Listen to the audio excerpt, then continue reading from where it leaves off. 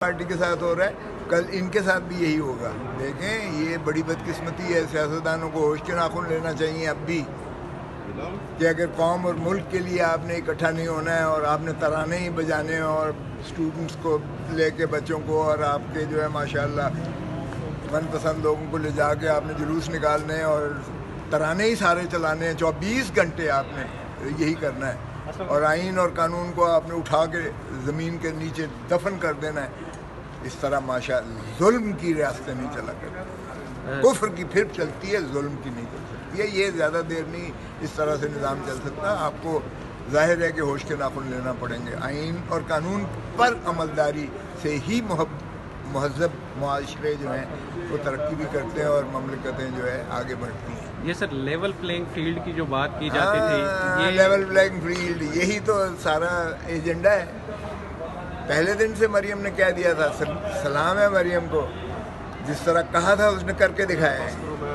اس نے کہا تھا لیول پلینگ فیلڈ مطلب ہے اس کو کرش کرو، جس طرح مسلم لیگ نون کو پہلے کیا گیا تھا، کر دکھایا ہے۔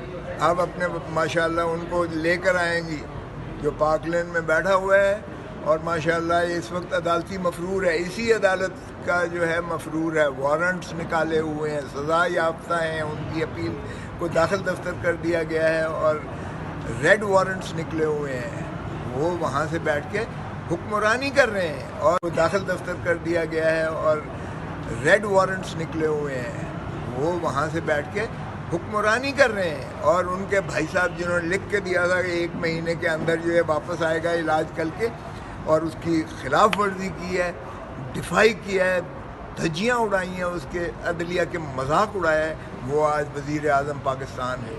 اس سے بڑا مذاق کیا ہو سکتا ہے؟ ابھی کہتے ہیں بنانا ریپبلک نہیں ہے پاکستان، بنانا ریپبلک۔ ایک سوال جو کل سپریم کورٹ میں ہوا ہے کہ اچانک سے بتایا گیا کہ ایک ایکٹ آ گیا اور وہ جمعے سے نافذ العمل ہے، پنجاب میں تو انتخابات اب مشکل ہی ہیں۔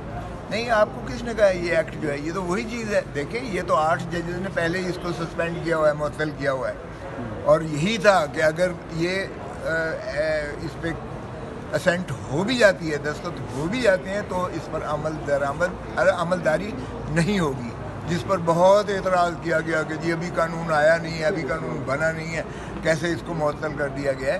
تو یہی پری ایمپٹیو جو آرڈر تھا وہ ایگزسٹ کرتا ہے، تو اس لیے یہ پتہ نہیں شور شرابہ۔ ان کو اصل میں مسلم لیگ نون کو ایک عادت ہے، یہ پہلے مٹھائیاں بانٹتے ہیں، ان کو بعد میں سمجھ آتی ہے کہ یہ ہوا کیا ہے ان کے ساتھ۔ یہ قانون سسٹین نہیں کرے گا، اس لیے یہ نہیں ہو سکتا کہ پارلیمنٹ میں جو ہے چور ڈاکو اور جو ہے وہ لوگ نااہل ہیں جو کہ صادق اور امین نہیں ہیں، وہ ان پوتر ایوانوں میں آ کر اس کو جو ہے آلودہ کر دیں۔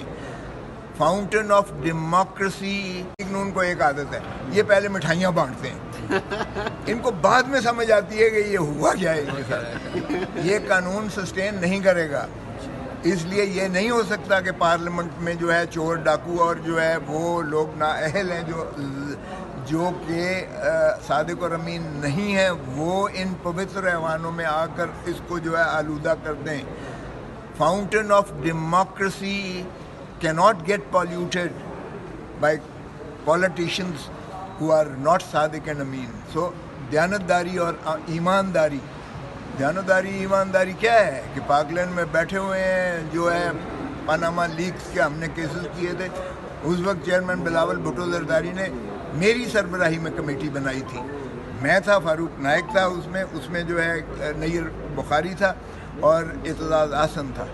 میری سربراہی میں ہم نے کمیٹی بنا کے پاناما لیگ کے کیسز نواز شریف، شہباز شریف اور ان ساروں کے خلاف کیے تھے۔ وہ فول پروف کیسز ہیں، اوپن اینڈ شٹ کیسز ہیں کرپشن کے، اور بیٹھے بھی وہاں پاک لین میں ہوئے ہیں، کوئی مانتا بھی نہیں ہے۔